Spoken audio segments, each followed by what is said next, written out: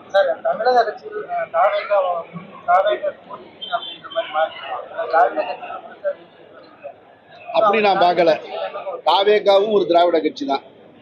அவர் இது வரைக்கும் சொன்னது அவர் சொல்லலைனாலும் அதுதான் கட்சி. பெரியாரை கொள்கை தலைவராக, அம்பேத்கரை கொள்கை தலைவராக ஏற்றிருக்கிறவர் அப்புறம் எந்த கட்சியா இருக்க முடியும்?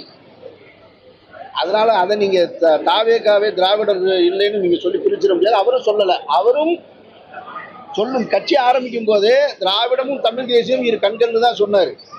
அதனால நீங்க தாவேகா திராவிடத்தை வெளியே எடுக்க பார்க்காதீங்க. என்ன இந்த நடந்து முடிந்த தேர்தலில் என்னை போன்றவர்களுக்கு ஒரு பெரிய திருப்தி என்ன அப்படின்னு கேட்டீங்கன்னா, கழகங்கள் இல்லாத தமிழ்நாட்டை உருவாக்குவோம்னு சொல்ல பாஜக தான் இன்னைக்கு பாஜக இல்லாத தமிழ்நாடா உருவாயிருக்கு. அதனால அதுல எனக்கு ஒரு கூடுதல் மகிழ்ச்சி.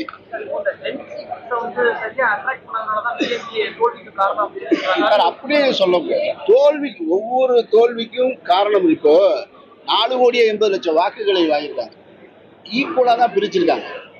ஒரு 34% வாங்கியிருக்காரு, ஒரு 27, இவ்வளவுதான். ஒரு 17 லட்சம் வாக்கு வித்தியாசத்துல தான் இருக்கு. அதிமுகவும் 47 சீட்டு பிடிச்சிருக்காங்க.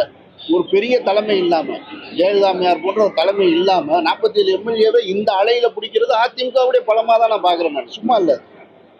அப்போ இவ்வளவு பெரிய அலையில நாம் தமிழர் 20 லட்சம் வாக்குகளை வாங்கி இருக்கிறதும் முக்கியமானதா தான் இருக்கு.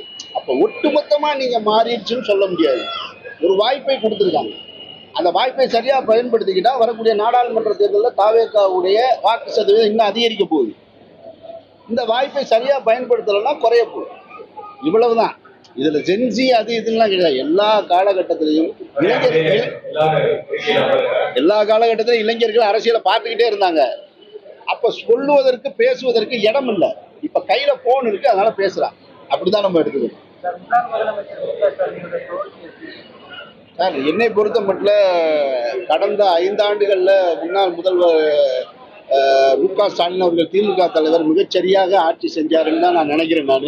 ஏன்னா அவருடைய தோல்வியை யாருமே அங்கீகரிக்கலை. நேற்றைக்கு கூட குளத்தூர் மக்கள் கரண்ட் இல்லை, 4 மணி நேரமாக கரண்ட் இல்லை, நாங்கள் அவரை தவற விட்டுட்டோம்னு தான் சொல்கிறாங்க. அப்புறம் அரசியல் கட்சியில் வெற்றி தோல்வி என்பது சகஜம். நீங்கள் இரும்பு பெண்மணி அப்படின்னு சொல்லக்கூடிய ஜெயலலிதாமையார் பர்கூரில் தோத்தாங்க, காமராஜர் தோத்தாரு. இங்க தோற்காத தலைவர்களே சிலர் தான் இருக்காங்க. தோற்காம யாருமே இல்லை. ராஜீவ்காந்தி கூட ராகுல் காந்தி கூட இப்ப தோத்துருக்காரு. அமைதியில தோத்துட்டு தான் வந்திருக்காரு. அதனால தோல்வி எல்லாம் ஒரு விஷயம் கிடையாது. திராவிட முன்னேற்ற கழகத்தை பொறுத்த மட்டும் எனக்கு தெரிஞ்சு அது ஒரு நல்ல எதிர்கட்சியா செயல்படும் நம்பிக்கை எனக்கு இருக்கு. அதனால உங்களை போல நானும் மாற்றத்தையும் எதிர்பார்க்கிறேன். தமிழக அரசு சரியா செயல்படணும்.